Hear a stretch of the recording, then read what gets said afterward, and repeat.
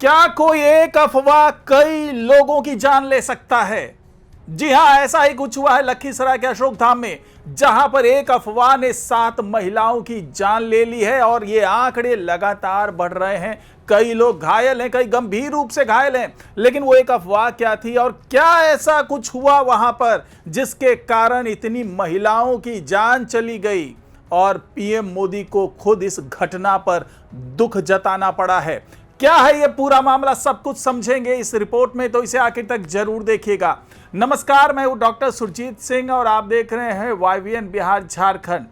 तो जी हां, ये दुख भरी खबर आई है लखीसराय के अशोकधाम से, जहां पर तीसरे सोमवारी के मौके पर काफी श्रद्धालुओं की भीड़ वहां पर जमा थी।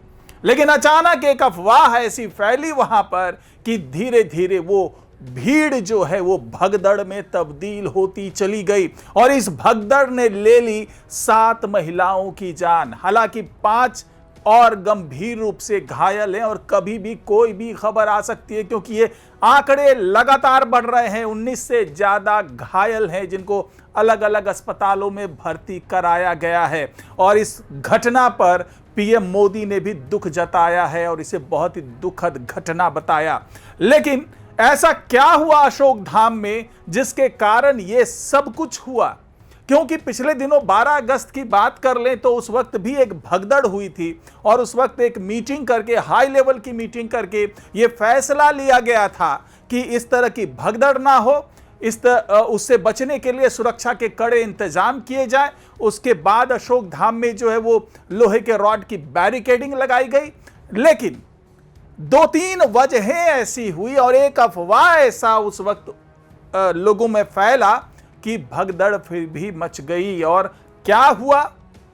तो अशोकधाम के अंदर तो लोहे की बैरिकेडिंग लगी हुई थी, लेकिन बाहर में बांस और बल्लियों से सुरक्षा की व्यवस्था की गई थी। पूरा बैरिकेड किया गया था। लगभग जो अशोकधाम का जो रेलवे हॉल्ट है वहां तक ये सारी व्यवस्था की गई थी और दावा किया जा रहा है कि लगभग 400 जवानों की तैनाती भी की गई थी।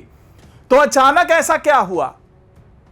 तो जो प्रत्यक्षदर्शी हैं उनका बताना यह है, उन्होंने जो बताया है कि दरअसल जो रेलवे हॉल्ट वहां पर है अशोकधाम का, वहां पर 2 ट्रेनें एक साथ पहुंचती है।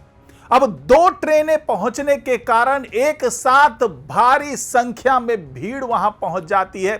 साथ ही कांवरियों की भीड़ अलग से थी और वहां पर महिलाओं की भीड़ सबसे ज्यादा आगे नजर आने लगी और पूरी व्यवस्था को संभालने में वहां पर मौजूद जवानों को काफी मशक्कत करना पड़ रहा था। हालांकि प्रत्यक्षदर्शी ये भी कह रहे हैं कि जो दावा किया जा रहा है कि 400 जवानों की वहां पर मौजूदगी थी, ऐसा नहीं था। मंदिर परिसर के बाहर पुलिस के जवान नजर नहीं आ रहे थे और इसी दौरान एक अफवाह फैलती है।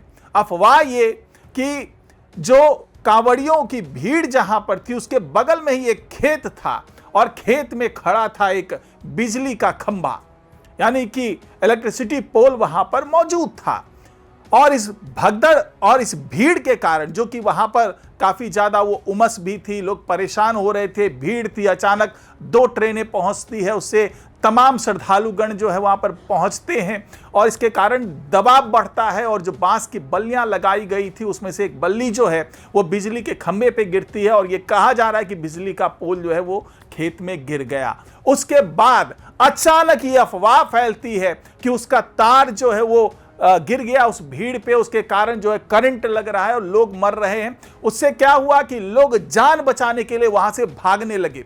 हालांकि उस तब तक ऐसी कोई बात नहीं थी, कोई करंट नहीं फैल रहा था, कोई बिजली की तार जो है वहां पर नहीं गिरी थी। लेकिन इस अफवाह के फैलते ही चीख पुकार मच गई, स्टैम्पेड हो गया, भगदड़ मचने लगी और उस भगदड़ को संभालना वहां के पुलिस के जवानों के लिए मुश्किल होता चला गया और देखते ही देखते कुचलने के कारण जो है 7 महिलाओं की मौत हो गई। जी हां, मरने वालों में सभी महिलाएं हैं और 7 महिलाओं की मौत के बाद जब वहां पर जितने पुलिसकर्मी थे वो घायलों को लेकर के जाने लगे तो तादाद धीरे धीरे बढ़ने लगी। 19, 20, 25 तक ये तादाद गई। उसमें से 5 लोगों की स्थिति बहुत गंभीर बताई जा रही है। अलग अलग अस्पतालों में जो इलाज चल रहा है और इसको लेकर के प्रशासनिक अमले के जो आला अधिकारी हैं वो भी मौके पर पहुंचे। उन्होंने भी पूरे मामले की जांच शुरू की और हालात ऐसे बने कि तुरंत स्थिति को नियंत्रण में ले लिया गया।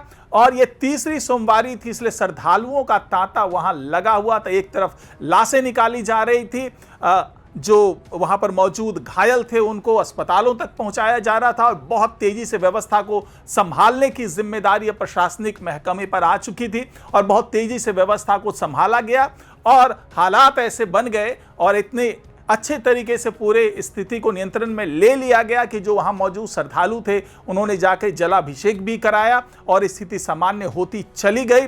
लेकिन सवाल वहां पर यही उठ रहा था, तमाम प्रत्यक्षदर्शी यही कह रहे थे कि हालात तो चलिए नियंत्रण में आ गया। श्रद्धालुओं ने तीसरी सोमवारी पे भोलेनाथ का जलाभिषेक भी कर दिया अशोक धाम में, लेकिन ये जो मौतें हुई है उसका खामियाजा जो भुगतना पड़ेगा उनके परिजनों को, उसकी जिम्मेदारी कौन लेगा? क्या पुलिस महकमा जो है इसकी जिम्मेदारी लेगा? क्या व्यवस्था को और चाक चौबंद होना चाहिए था? क्या पिछली गलतियों से जो 12 अगस्त को गलती हुई थी, जो भगदड़ मची थी, उस वक्त कोई अप्रिय हालात नहीं बने, लेकिन क्या उस जो घटना थी उसे सबक नहीं लिया जाना चाहिए था? तो आखिरकार इसके लिए जिम्मेदार किसको ठहराया जाए? ये बात लखीसराय से निकल करके दिल्ली के सत्ता के गलियारों तक भी पहुंची और वहां से पीएम मोदी ने इस घटना को लेकर के दुख भी जताया, सम्राट चौधरी ने दुख जताया। लेकिन केवल दुख जता देने से परिजनों का दुख तो कम नहीं होगा। परिजनों, जो मृतक के परिजन हैं, उनको जो ये अपूर्णीय क्षति हो गई है उसकी भरपाई कैसे होगी, ये एक बड़ा सवाल है। और ये गलती जो हुई है उससे क्या सबक लेकर के आने वाले दिनों में चीजें सामान्य हो पाएंगी या फिर ये गलतियां हमेशा इसी तरीके से होती रहेंगी? आए दिन इस तरह की चीजें होती है। अब एक और सोमवार बचा हुआ है, क्या उस वक्त इन गलतियों से सबक लेकर के व्यवस्था चाक चौबंद होगी? फिलहाल जो ये घटना हुई है उसमें जो मरने वालों की संख्या है वो लगातार बढ़ती नजर आ रही है। बस दुआ ये की जा रही है, प्रार्थना ये की जा रही है, बाबा भोलेनाथ से अनुरोध किया जा रहा है कि ये संख्या और ना बढ़ने पाए। आपकी क्या राय है? इसमें किसकी चूक रही? कौन जिम्मेदार है? क्या इस घटना को रोका जा सकता था? और अगर ये घटना हो गई है तो कैसे उन मृतकों के परिजनों तक राहत पहुंचाया जाए? ये सब कुछ अपने कमेंट बॉक्स में अपनी राय जो है वो लिख करके जरूर बताइएगा। तो फिलहाल इतना ही। नमस्कार।